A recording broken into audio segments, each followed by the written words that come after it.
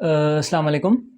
میں نے جب سے یوٹیوب پہ بریسٹ کے ڈفرینٹ ٹاپکس پہ ویڈیوز اپلوڈ کرنا شروع کیے ہیں تو جو سوال میرے سے سب سے زیادہ ہوتا ہے، جو کومنٹس میں بھی سب سے زیادہ ہے، انفیکٹ اس وقت میرا انسٹاگرام کا ان باکس بھی اگر 10 میسیجز ہیں تو اس میں سے 3 یا 4 میسیجز اسی ایک سوال کے ہوتے ہیں، وہ یہ ہے کہ ڈاکٹر صاحب بریسٹ سائز انکریز کرنے کا طریقہ بتا دیں۔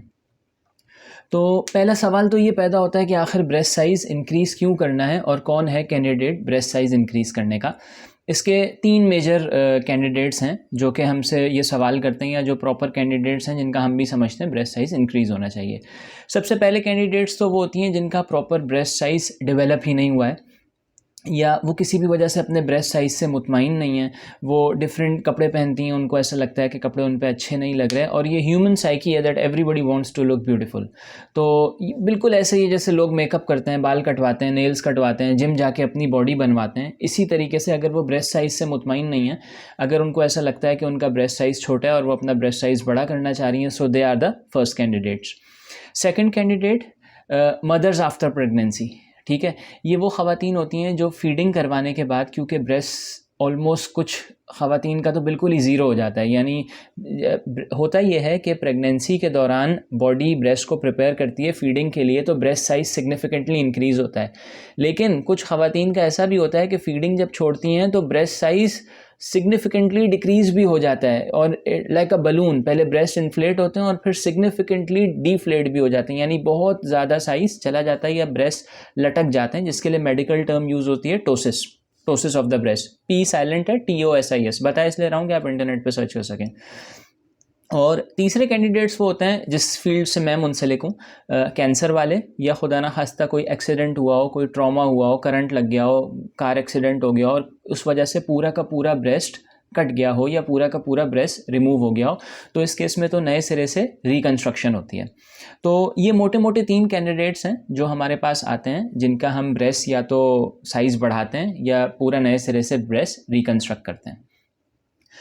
ہمیشہ کی طرح میں یوٹیوب پہ ویڈیو بنانے سے پہلے ویڈیوز دیکھ لیتا ہوں یوٹیوب پہ کہ کیا ویڈیوز موجود ہیں، اور آج میں بہت زیادہ سرپرائز ہوا، آج نہیں 2-3 دن سے ویڈیوز دیکھ رہا تھا ویڈیو بنانے کے لیے، کیونکہ یوٹیوب پہ ہر طرح کا بندہ موجود ہے جس کو آئی گیس بریسٹ کی پیتھولوجی تو دور کی بات، بریسٹ کی نارمل انیٹمی بھی نہیں پتا، he don't even know how to pronounce the word breast, ٹھیک ہے۔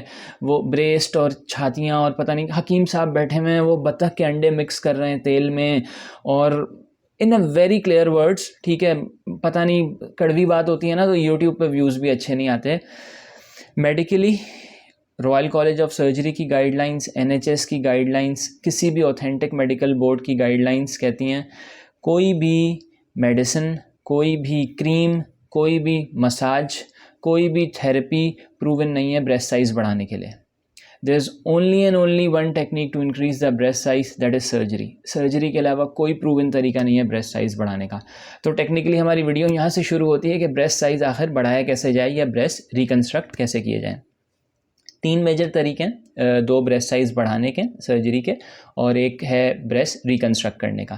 پہلا اور سب سے جو کامن طریقہ ہے، جو سب سے زیادہ مشہور ہے، وہ ہے سلیکون امپلانٹس۔ ہم بریسٹ کے انڈر سائڈ پہ کٹ لگاتے ہیں، اندر ایک جگہ کریٹ کرتے ہیں اور اندر ایک سلیکون کا بنایا ہوا امپلانٹ چھوڑ دیتے ہیں۔ وہ بالکل ہیومن فیٹ کی طرح ہوتا ہے سلیکون، بہت اچھی اپیئرنس دیتا ہے۔ اور پہلے زمانے میں سیلائن امپلانٹس آتے تھے، سلیکون امپلانٹس پچھلے 20-22 سال سے آنا شروع ہوئے، سیلائن امپلانٹس پچھلے 40-50 سال سے آ رہے ہیں۔ ابھی بھی ہم سیلائن امپلانٹس بھی لگاتے ہیں۔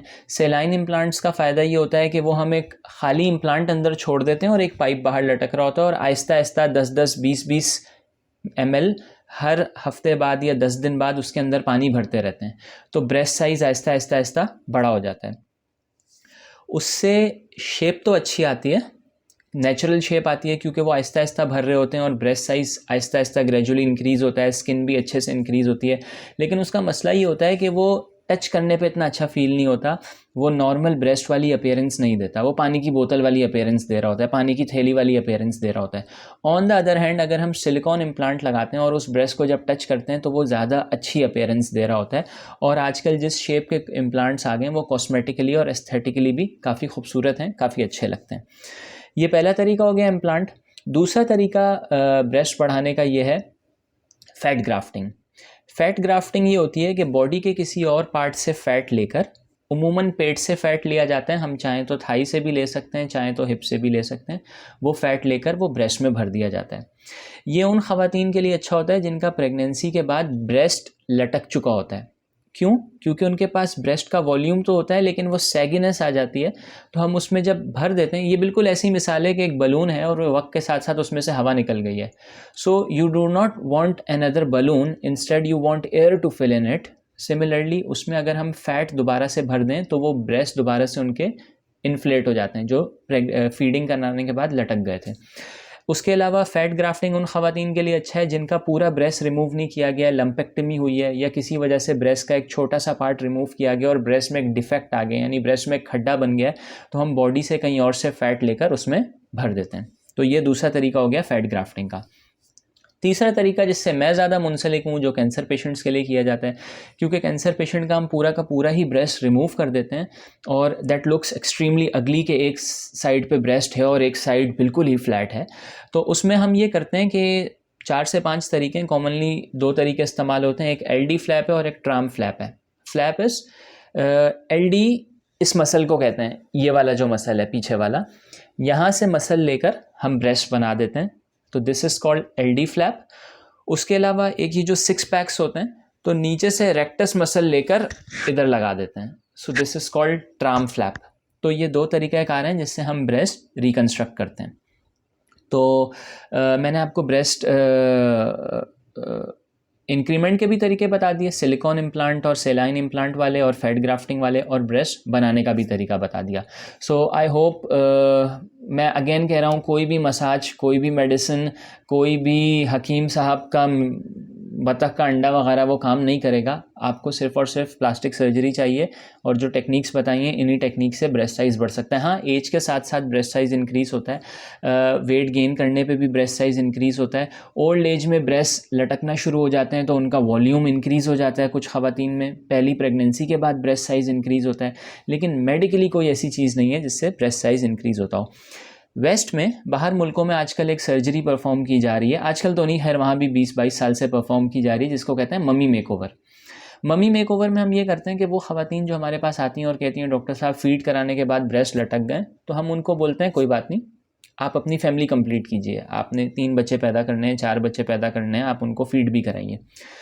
جب ایک عورت ہمیں بولتی ہے میں اپنی فیملی کمپلیٹ کر چکی ہوں, اور غالباً تب اس کی ایج ہوتی ہے 38, 40, 42 ایئرس ایج ہوتی ہے, تو اس میں ہم یہ کرتے ہیں, ظاہر سی بات ہے 40 سال کی عمر میں گردن بھی لٹک جاتی ہے, 3-4 پریگننسیز کے بعد پیٹ کی سکن بھی لٹک جاتی ہے, اور بریسٹ 3-4 دفعہ فیڈ کروانے کے بعد لٹک جاتے ہیں اور ڈیفلیٹ ہو جاتے ہیں. تو اس میں ہم عورت کو ایک ہی دفعہ بے ہوش کر کے نیک لفٹنگ بھی کر دیتے ہیں, جو پیٹ کی ایکسٹرا سکن ہوتی ہے وہ بھی ریموو کر دیتے ہیں, پیٹ کا ایکسٹرا فیٹ بھی نکال لیتے ہیں, اور جو پیٹ کا ایکسٹرا فیٹ بچا ہوتا ہے وہ بریسٹ میں بھر دیتے ہیں. سو ممی میک اوور فورن کنٹریز میں تو بہت زیادہ کامن ہے, پاکستان میں بہت ریئر ہے, بٹ یہاں بھی کیا جاتا ہے. میں نے خود کبھی نہیں کیا, ٹھیک ہے, بٹ بہت اپیلنگ ہے. اور خیر, ویڈیو ہم ختم کرتے ہیں, کافی لمبی ہو گئی. پھر بھی اگر کسی کو کوئی سوال ہو جو 3-4 پروسیجرز میں نے ایکسپلین کیے تو میرے سے کر سکتے ہیں. Thank you.